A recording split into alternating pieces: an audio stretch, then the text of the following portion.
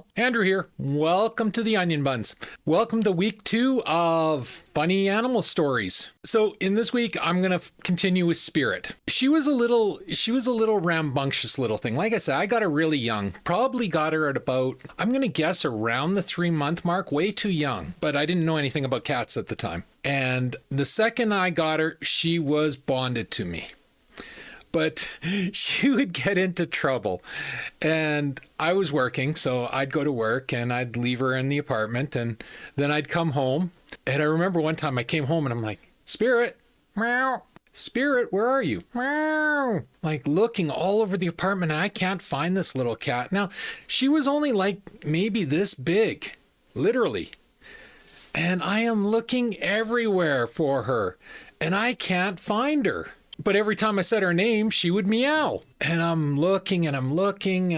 Finally, I go into the kitchen area and I look up and up above the stove, above the cupboards, there's Spirits right on the very top. How she got up there, I will never know. She had jumped from the floor to the counter, got onto the stove, jumped onto the ventilation, I guess, and then jumped up onto the top of the cupboard, and then she couldn't get down. So I don't know how long she was up there, but she was meowing away like, help, help.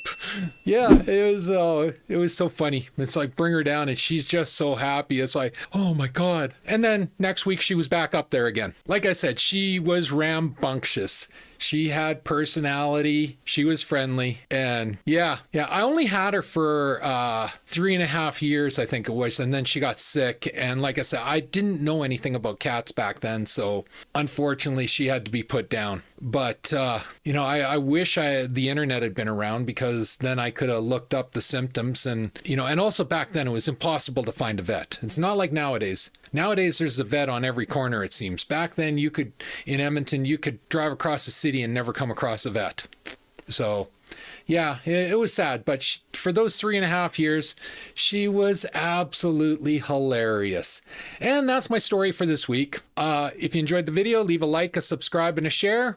Always feel free to leave a comment. Don't worry. I don't swing my cane too strongly if I dislike your comment.